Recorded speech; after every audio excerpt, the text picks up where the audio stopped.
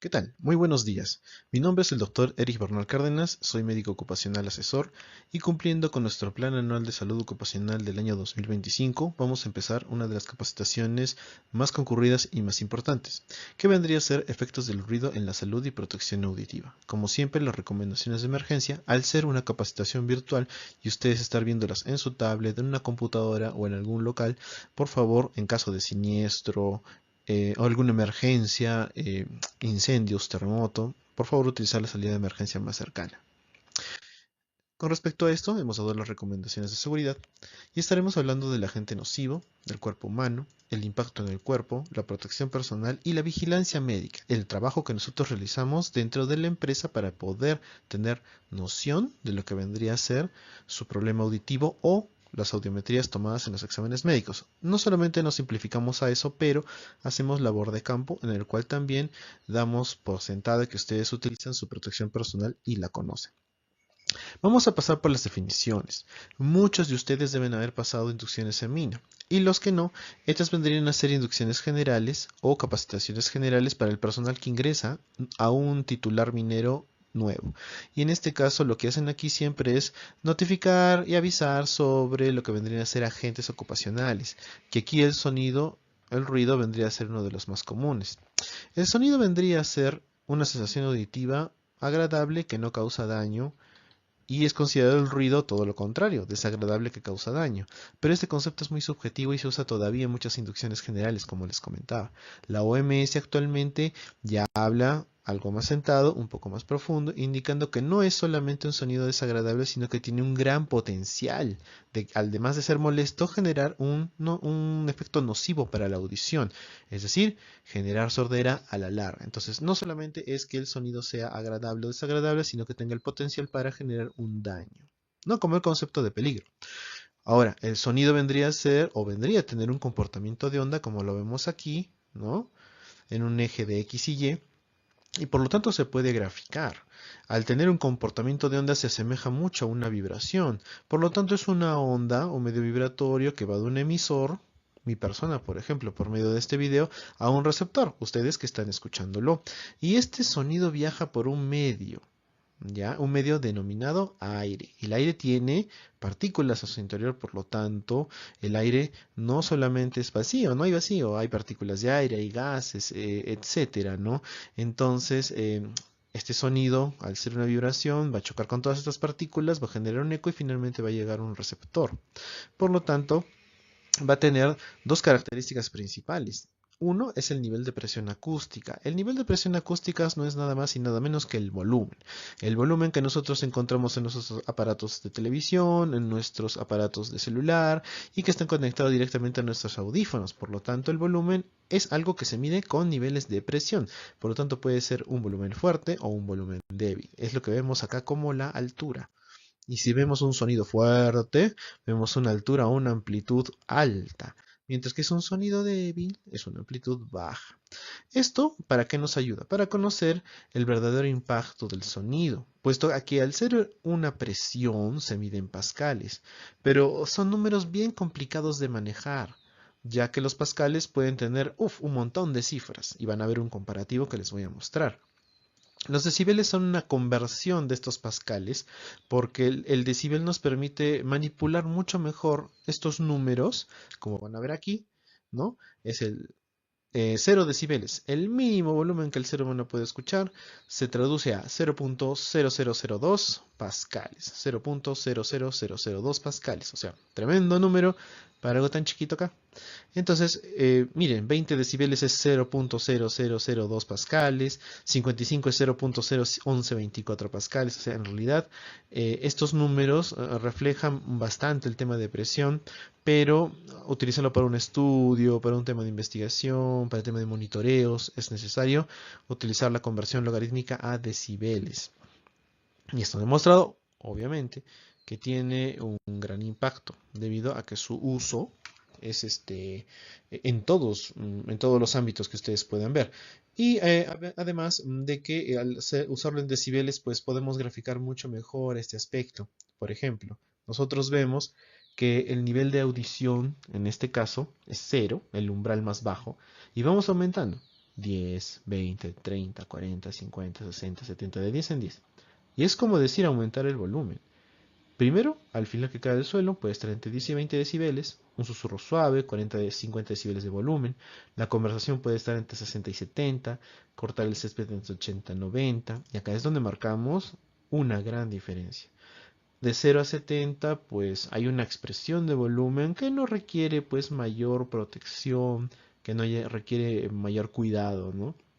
Eso no significa que no debemos gritar en una habitación y todo ello, ¿no? Ahí obviamente sí se debe disminuir el volumen. Pero una conversación, un susurro, las actividades normales, pues no tienen mucho impacto. Mientras que por encima de 70, como lo que es cortar el césped, remachar, o sea, estamos hablando ya de utilización de herramientas.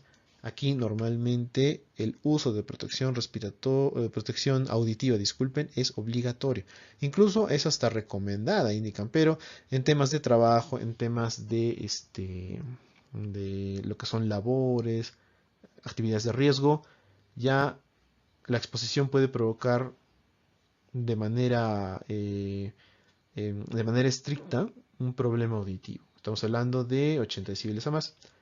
En lo que vendría a ser soldadura, por ejemplo, vendría a ser el uso de lo que son aparatos de soldadura, esmeriladores, ¿no? En construcción civil también lo que vendría a ser el uso de las mezcladoras, o los remachadores, o las aplanadoras. En realidad todas las herramientas que generan o tienen un motor, pues necesariamente van a producir un problema que es una exposición de ruido bastante exagerada. Y 140 vendría a ser el máximo nivel de audición, el umbral del dolor. Es lo máximo que el ser humano puede soportar y obviamente se estaría retirando de inmediato si siente este nivel. Entonces somos de menor a mayor volumen. Esto es lo mismo, solamente que ya está expresado en nuestra vida diaria de una palabra susurrada hasta lo que vendría a ser sirenas y alarmas y encontramos los famosos aparatos personales de música. Bueno, este es un poco antiguo, MP3 y otros. En otros están los celulares actualmente con el Spotify, YouTube y todos los servicios que tienen obviamente música, pero para los cuales tenemos audífonos. Los audífonos más recomendados siempre van a ser por mi persona, los audífonos tipo orejeras, mientras que los audífonos de tipo tapón, en realidad, si bien actualmente la actividad científica indica de que el impacto no es tanto, de todas maneras se recomienda que el uso sea moderado. ¿Moderado cuánto? Estamos hablando por lo menos una hora diaria o menos, ¿no? O interdiario de música de escuchar con los audífonos, ¿no? Para evitar una pérdida auditiva a la larga. Ahora, ¿qué nos propone la ley? La ley peruana con respecto al ruido es bastante exacta, precisa, pero obviamente ahí no hay muchos detalles, como por ejemplo la 29783 con el artículo 50 y 56 donde dice el empleador está obligado a hacer y a tomar medidas preventivas para evitar que los trabajadores pues puedan tener alguna exposición continua a lo que son agentes físicos, químicos, biológicos, ergonómicos, psicosociales. El ruido como sonido vendría a ser un agente físico, un peligro físico en realidad. ¿Ya? Entonces debemos manejar la jerarquía de controles que ya vamos a ver para poder mitigar todos los problemas que pueden haber relacionados a exposición a ruido. Igualmente, el reglamento de la 29783, o sea, el Decreto Supremo 005-2012 del Ministerio de Trabajo, pues nos dice que las evaluaciones de agentes son obligatorias. ¿Ya? Entonces, si nosotros tenemos a trabajadores expuestos a ruido, debemos saber cuánto ruido hay en el ambiente laboral. Y ese puesto de trabajo al que está expuesto ese trabajador, vale la redundancia, cuánto ruido tiene exposición en sus 8 horas de trabajo o sus 12 horas, de acuerdo a lo que corresponda. Entonces, lo que justamente nos dice el Decreto Supremo de Minería, la 024-2016, que reemplaza a la 055 de aproximadamente ya hace 15 años, ¿no? Aproximadamente, nos indica que toda actividad minera, incluso actividades conexas, o sea, labores que son de contratistas externos a la minera, pero que trabajan dentro, también deben tener monitoreo, ¿no? Es decir, un control de lo que es ruido, temperaturas extremas, vibraciones, o sea, todo lo que vendrían a ser agentes físicos, químicos, biológicos y ergonómicos, ¿no? Por lo tanto, tu empresa o la empresa debe estar completamente dispuesta a hacer esto. ¿Con qué periodicidad? No dice que sea una vez al año, pero obviamente bajo un titular minero casi siempre va a ser una vez al año.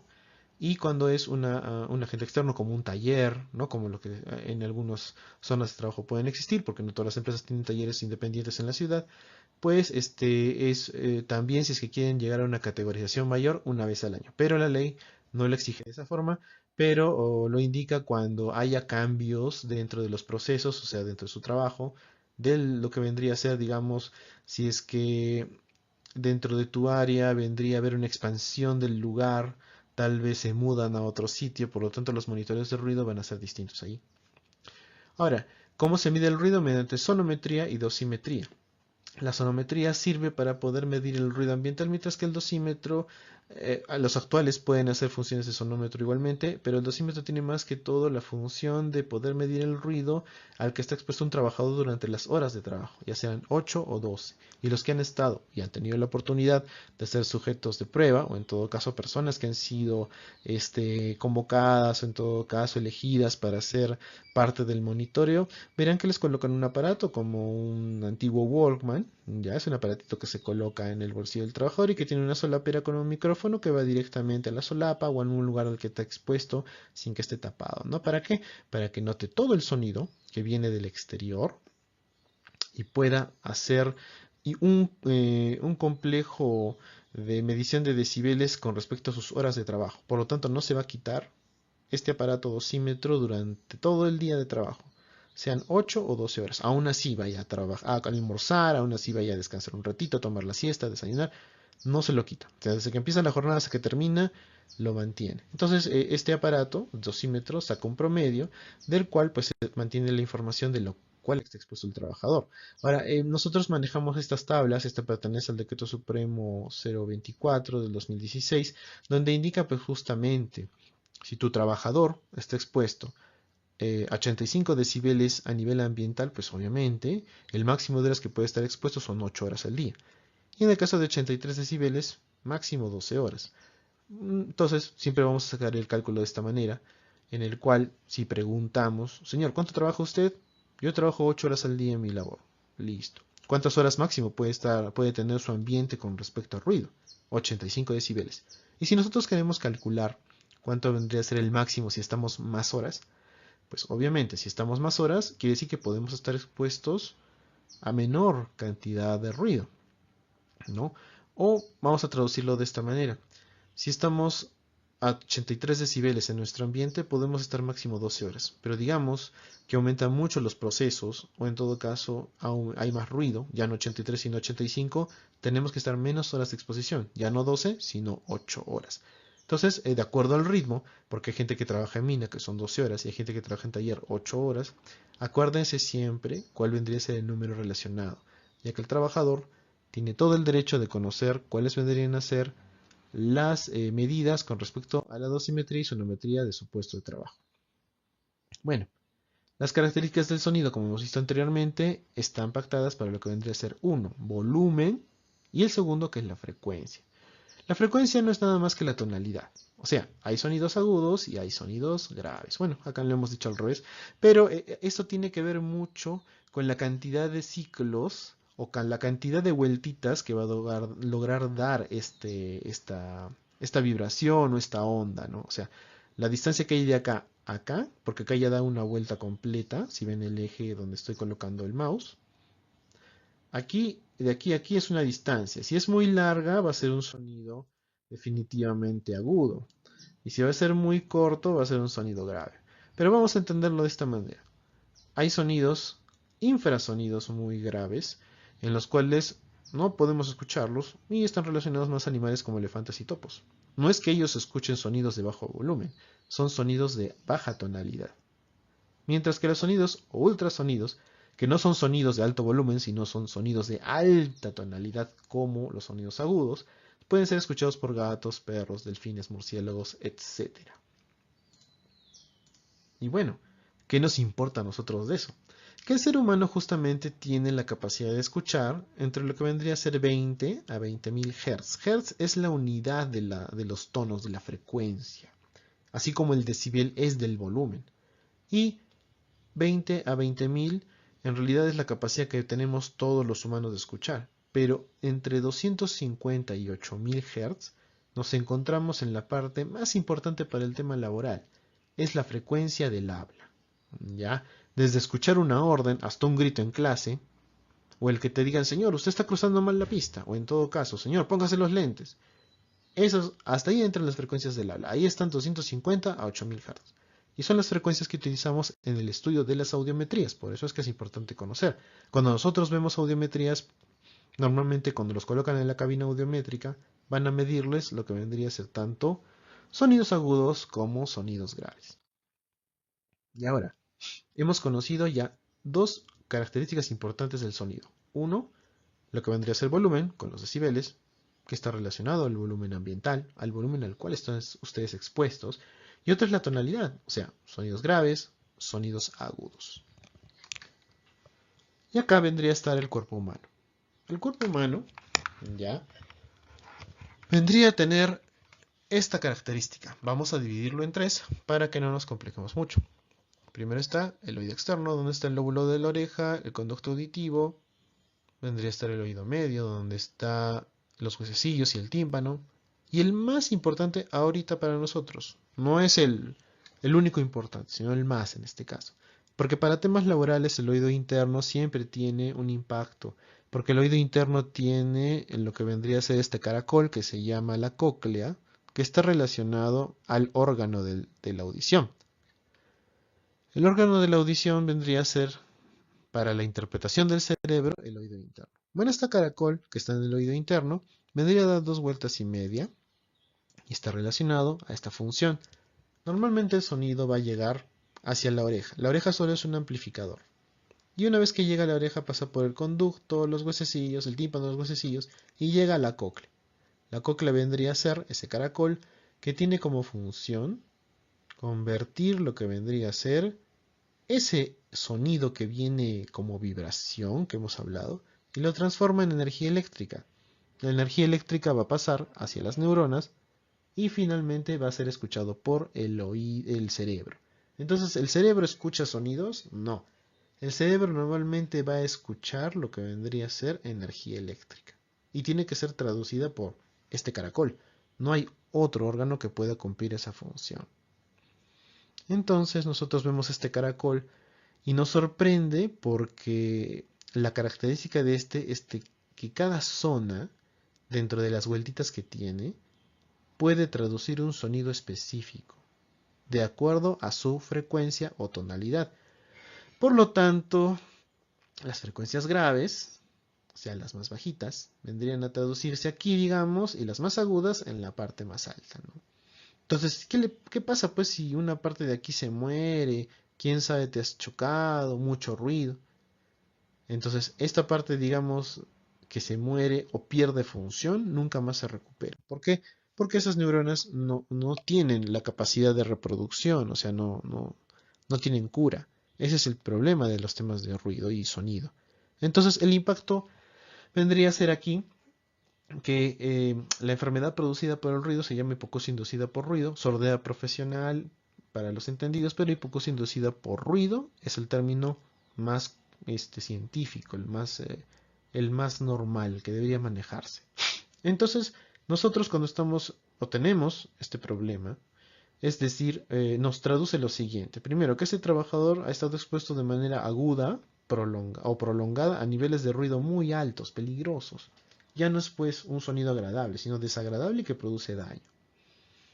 Y en casos de una exposición aguda, una explosión es el mayor ejemplo. Y en el caso de exposición crónica o prolongada, pues vendría a ser justamente la exposición continua a ruido, por la cual se va a hacer pues muy difícil evitar que haya o no haya un daño. Entonces, la hipoacusia inducida por ruido es por una exposición más que todo prolongada, o sea, todos los días bajo la misma modalidad, sin uso de protección. Ahora, el compromiso sensorial. ¿Por qué? Porque el compromiso que hemos visto, que les he mostrado, justamente es de las neuronas que están dentro de esa cóclea, dentro de ese caracolito que traduce todo lo que vendría a ser sonido en energía eléctrica. Y es progresiva e irreversible. O sea, lo peor de todo es que avanza con el tiempo y no tiene cura. Justamente no hay tratamiento para nada cuando ocurre un daño por ruido, sea laboral o sea por ruido del ocio. Estamos hablando de el uso del MP3 o el uso de los celulares con los audífonos, en las discotecas, a lo que vendría a ser los conciertos de forma continua. Entonces todo ese daño que produzca el ruido nunca va a tener cura. Obviamente esto es distinto a perder la oreja o a que el tímpano se pueda reventar. Incluso para esos casos puede haber tímpanosplastías y tratamientos de tipo quirúrgico o médico que pueden ayudar al problema. Pero A lo que es producido por ruido, bien difícil, no hay. ¿Y es porque el daño producido, como les decía, deja un impacto permanente? Lesionar el nervio auditivo o lesionar esa cóclea, ese caracol, es como caminar constantemente por el pasto. Y es que ese caracol, si lo partimos en la mitad y lo vemos en un microscopio electrónico, vamos a ver acá como estos palitos, como pastito. Y esta comparación es de, digamos, un oído bueno, el de la izquierda, y un oído malo, el de la derecha, porque el del oído que está al lado derecho ha estado expuesto constantemente a ruido. No ha habido ningún momento de descanso y no ha usado protección. Por lo tanto, esas partes se van a morir y ese pastito pues va a perder su forma y ya no va a tener esa función y nunca más se va a recuperar. Es como los carros y camionetas que pasan constantemente por el pasto todos los días y ¿qué ocurre? Ese pasto nunca más vuelve a crecer, incluso se forma con una especie de camino o carretera. Los que han visto estancias o han trabajado en el campo sabrán de lo que hablo, normalmente se produce eso. Entonces, cuando nosotros nos ponemos en el lugar de los trabajadores y pensamos qué podemos hacer para evitar esto, utilizamos la jerarquía de control. La jerarquía de controles vendrían a ser las medidas que están establecidas para poder colocar, poder manejar, en el caso de que querramos reducir lo que vendría a ser el impacto, o prevenir el impacto. Mientras que el equipo de protección personal que se encuentra en la base, pues en realidad lo que hace es disminuir los efectos. No es tanto para prevenir. La eliminación tiene que ver con justamente eliminar la fuente. Si es que ustedes utilizan alguna herramienta como aparatos de soldadura, mezcladoras, esmeriladoras u otro tipo, pues es casi imposible, ¿no? No podemos eliminar una herramienta de trabajo. La sustitución, eso va a depender mucho de lo que vendría a ser en el futuro, quién sabe qué existirá, pero por el momento sustituir la fuente del ruido lo hace más complicado. Los controles de ingeniería son un poco más aplicables, pero obviamente tienen un costo. Es actuar sobre la fuente y mejorar, como podría ser aisladores de ruido, las cabinas, etcétera, pero no sirve para todos, ¿no? Generalmente todos los motores ejercen una vibración y a la vez ejercen ruido. Ahora, la señalización de advertencias y controles administrativos suelen ser un control excelente, ¿ya? Pero se le toma muy poco importancia. Ahí está la señalización, cuándo y dónde utilizar sus protectores auditivos y sus orejeras. Y también la que les indica, pues, cuál es la rotación de personal, sus roosters, hacer sobre tiempos es mayor exposición. Por lo tanto, deben saber que hacer más horas de trabajo significa también tener mayor exposición y podría significar también mayor daño.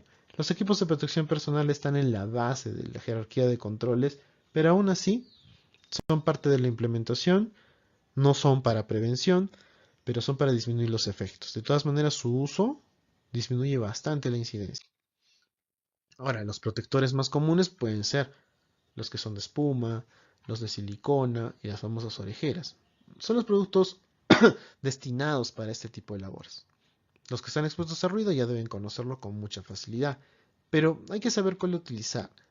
Obviamente va a depender mucho de los trabajos, de los monitoreos, porque si ustedes van a tener una exposición alta, digamos 91 decibeles en el ambiente, 93 decibeles, van a querer un EPP que reduzca hasta los niveles un poco más bajos de lo que pide la ley. Por lo tanto, si tu ambiente es de 91 decibeles y tú quieres llegar menos de 85, pues 91 menos 85 vendría a ser 6. Tenemos que llegar por lo menos a encontrar un EPP que disminuya en 6 o más todavía los niveles de ruido. Entonces, bueno, la mayoría utiliza estos, yo se los estoy exponiendo en algún momento. ¿Y cómo sabemos cuánto va a reducir? La reducción va a depender del NRR, ¿no? Y vendría a ser el Noise Reduction Rating, que es el nivel de reducción de ruido. Y este se expone en la siguiente. Este es un ejemplo.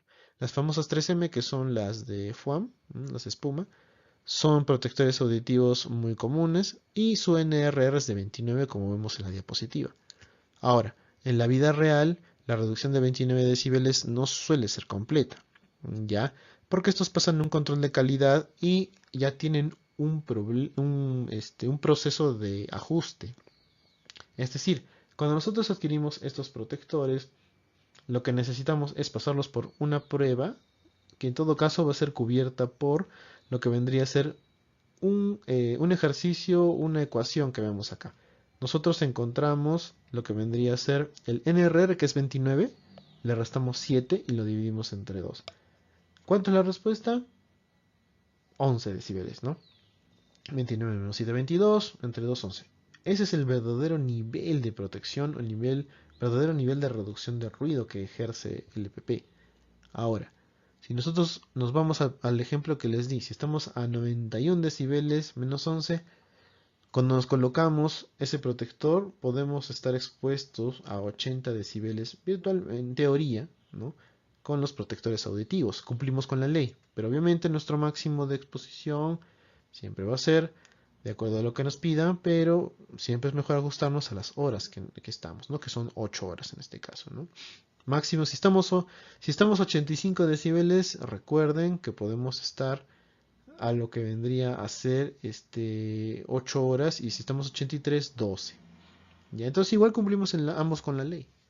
Ahora, el NRR de ajuste, cuando son dos protectores juntos, en este caso unas orejeras y unos tapones, hacemos la misma ecuación, pero aumentamos 5.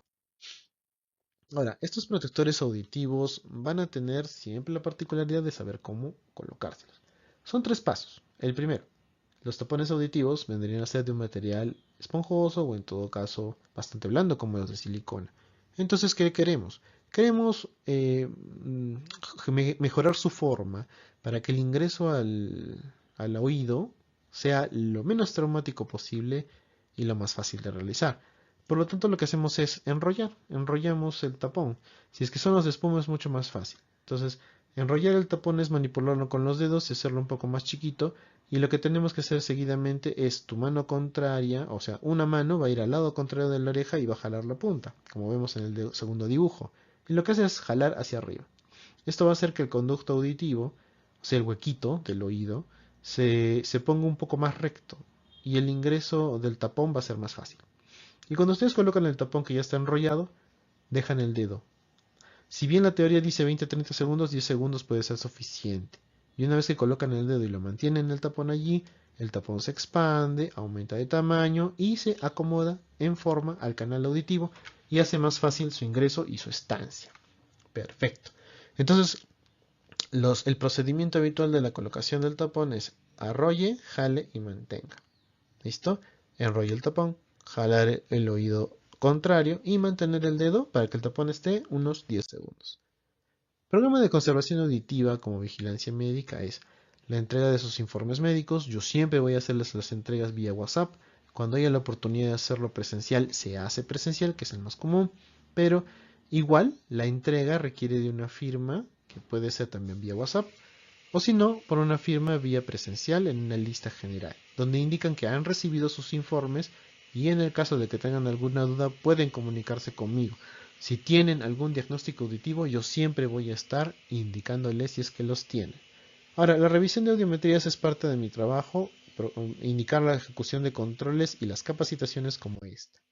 Ahora, hay que considerar que todo personal expuesto a ruido entra en el programa de conservación auditiva, que incluye en lo que vendría a ser esta capacitación, ¿no?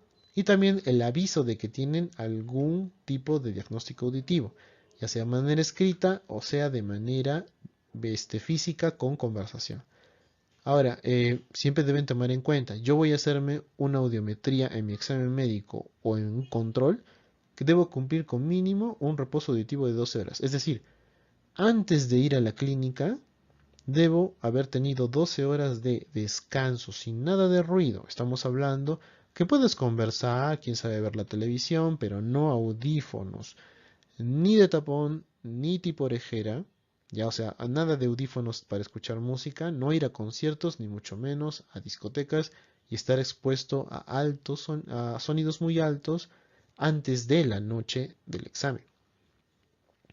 Esto obviamente también te indica de que si estás trabajando, es mejor que la programación de tu examen médico no sea el mismo día de tu chamba.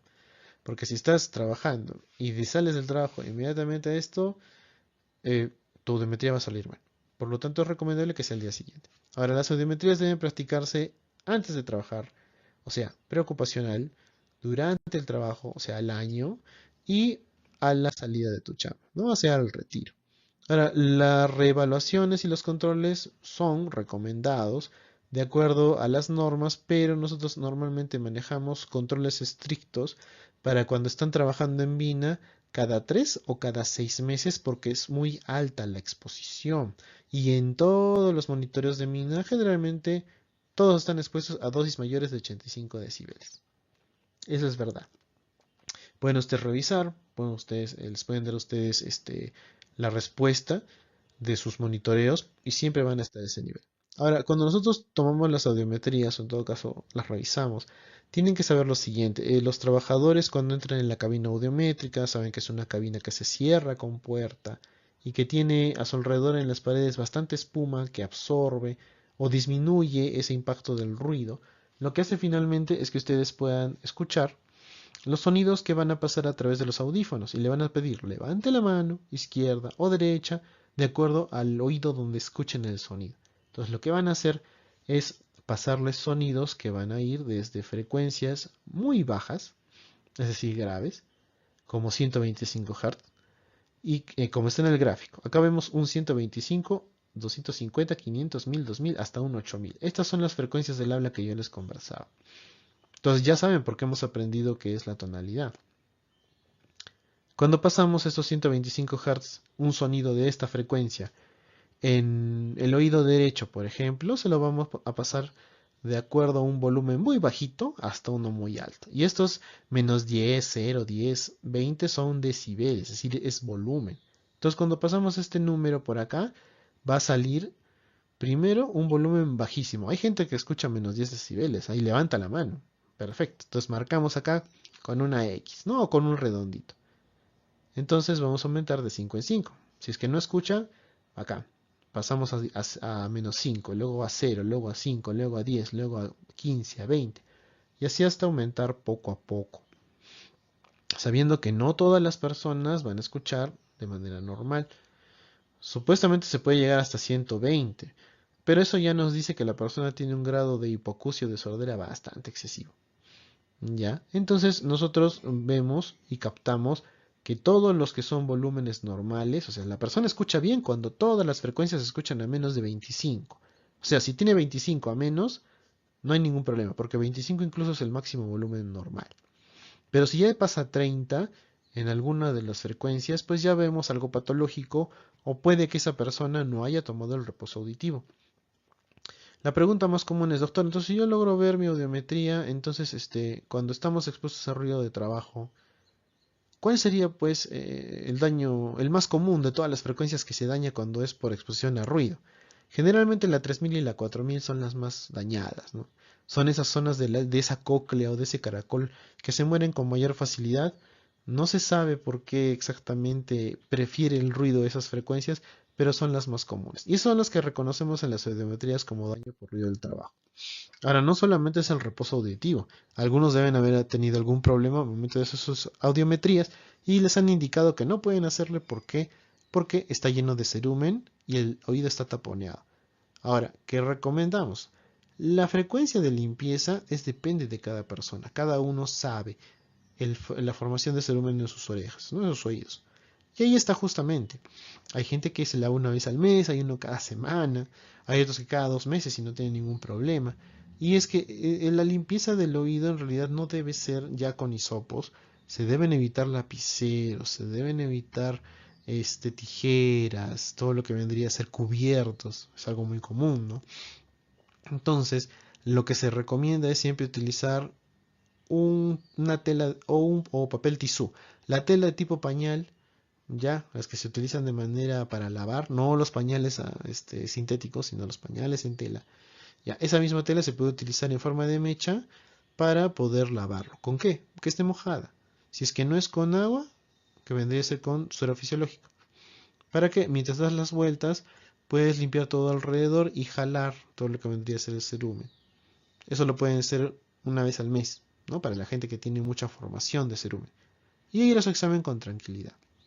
Ahora, la limpieza debe ser lo menos traumática posible. O sea, no es que si les pican, no es para que se estén rascando constantemente con los objetos, porque eso puede producir un daño en el oído y a la vez puede generar un problema de infección. Ahora, en resumen de lo más importante que hemos hablado. Recuerden, el límite de decibeles por una jornada de 8 horas es de 85 decibeles. El límite de decibeles por una jornada de 12 horas es de 83 decibeles. Mientras más volumen hay en el ambiente, menos horas van a tener que quedarse. Si hay un volumen menor, como 83 decibeles, nos da la oportunidad de quedarnos 4 horas más, es decir, 12. 83 decibeles, 12 horas, 85, 8 horas. Dentro de la vigilancia médica es necesario que los trabajadores conozcan de sus diagnósticos auditivos. Yo siempre les voy a dar sus diagnósticos o van a afirmar que están comprometidos a realizar su control o en todo caso su forma de manejo, porque todos los trabajadores deben conocer que tienen algo en el oído y también las posibles consecuencias. Ahora, la sordera por ruido es un daño en el oído interno. Siempre recuerden, no es la oreja, no es el tímpano, es el oído interno donde está la cóclea. ¿Ya? Y ese daño es progresivo, irreversible, de ambos oídos y requiere controles. Es obligatorio que una persona con sordera profesional o hipoacusia profesional, que puede ser alguno de ustedes, conozca que la enfermedad o en todo caso este daño es progresivo, va a avanzar con el tiempo, irreversible, no tiene cura.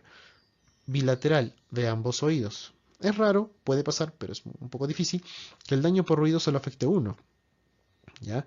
Y requiere de controles para conocer, si ya sea cada 6 meses, que sea al año, pero que conozca. Ahora, los pasos para la colocación de los tapones siempre va a ser: arrolle o enrolle el tapón, jale el oído contrario o la oreja contraria y colóquelo y mantenga el dedo por lo menos unos 10 segundos. Entonces, es arrolle, jale y mantenga. Este es el resumen de lo más importante, también podría venir en su examen y es lo más recomendable para que ustedes conozcan dentro de lo que es el efecto del ruido y la protección auditiva. Bueno, señores, eso sería todo. Espero que les haya podido ser educativo. Vamos a continuar después con otra capacitación más y nos estaremos viendo en otra oportunidad. Muchas gracias.